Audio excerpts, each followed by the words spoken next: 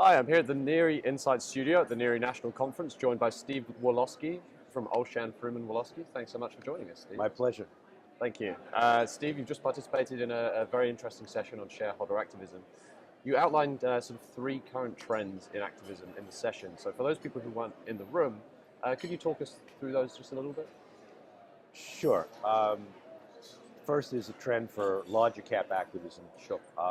Where I think historic hedge funds that are full-time activists or have activists as a primary tool in their toolkit are generally moving up the cap scale. Mm-hmm. So generally doing sort of less contests than have historically been done, but for larger positions. So that's why there's, I think, an increase this year in larger cap proxy contests. Mm-hmm. So that's sort of one trend that we've seen.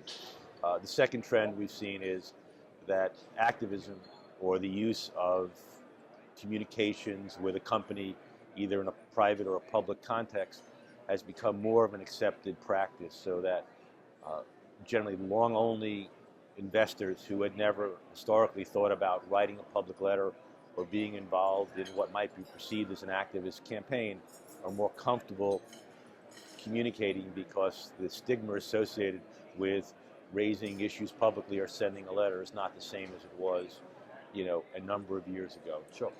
Which has made a big difference, and I would say that's about a third of the situations we're involved in right now.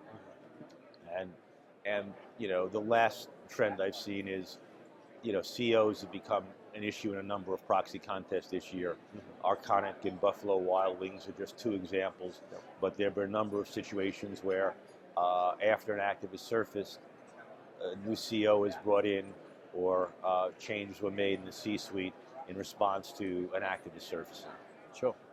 Now, you mentioned that activists are no longer just targeting underperforming companies. So does that mean that every company here is a potential target? Or how can companies get a sense of whether they could be vulnerable? Well, at the end of the day, my clients are generally looking at situations they perceive to be undervalued. You might have had historical situations where the undervalue was created by the company underperforming versus its peers. Sure. There are other situations now where it's more of,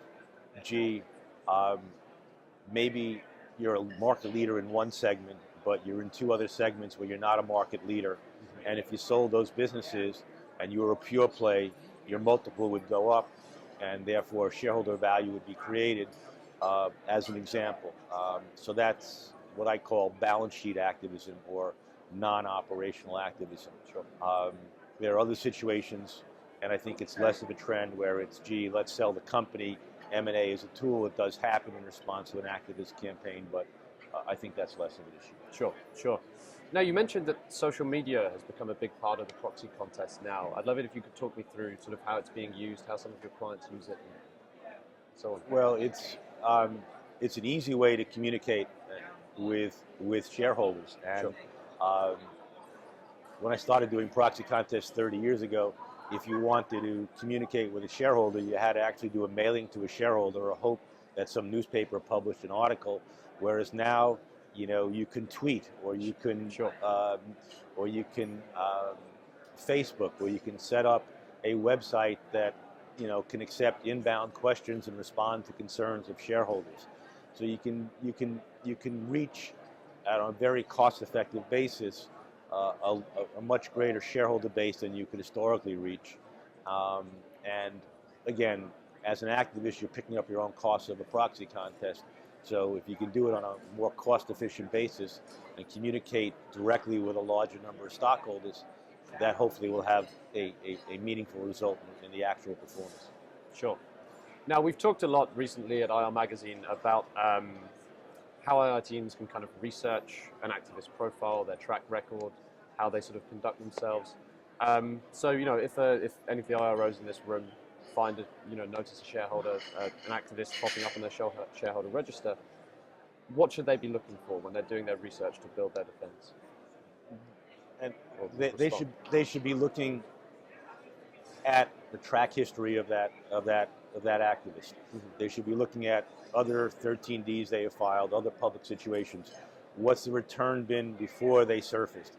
What happened when they first became public? Did the stock move? Did the stock get a bump? Sure. When did they get out of the position? What are the quality of candidates that they ran, if they ran candidates? Who are their advisors, and what are their styles? Investors have different styles. Activists have different styles.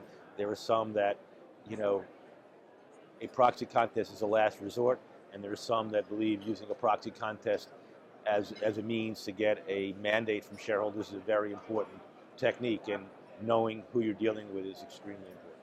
Sure. Well, Steve, thank you so much for stopping by. We really appreciate it, and enjoy, well, you're popping off, but thank you for stopping. My pleasure. Cheers. Thanks.